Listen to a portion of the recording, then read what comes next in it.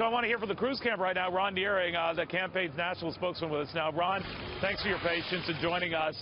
Well, now you got to move on. You got to focus on next week. Pennsylvania, one of those states. What do you do?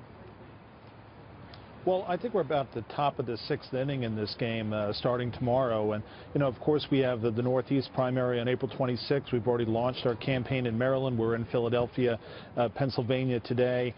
We're well organized in all the states that will vote on the 26th. And then we move on to the 5 states that will vote in May. And then we wrap this up in California on June 7th, where we've been organizing for about a year now in preparation of this possibility that the race is going to go all the way to the end, which it will.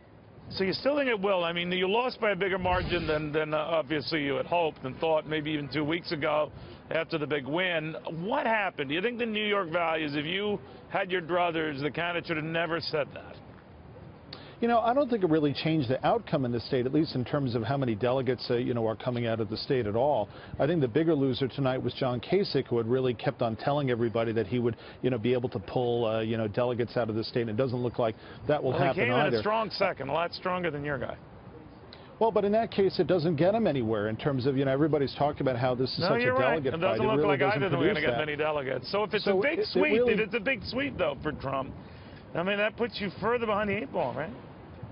Well, if you compare it to where we would otherwise be if we didn't have the fact that we just won the last 5 states, in the last 2.5 weeks or so, we've won more delegates than New York had up for grabs tonight. So we're about even in that regard, actually a little bit ahead when you compare it to where, you know, over the how the campaign has progressed over the course of the last few weeks. The bottom line is it's very competitive as we go forward into April 26th, and then we move back out west after that. Do you think if it's just you, that is your candidate, Donald Trump, battling it out, ballot after ballot if need be in Cleveland, because the rules prevent anyone else from being part of that ballot, as they stand now, that you could pull this out in future ballots, assuming Donald Trump doesn't get the 1,237 prior?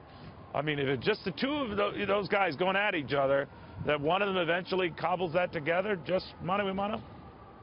There is no doubt in my mind that if it will go to Cleveland as a contested convention, which is certainly possible, there is no doubt in my mind that Ted Cruz will be the Republican nominee for president and will be going head-to-head against Hillary Clinton in the fall. All right, we'll watch closely. Ron, thank you very, very much.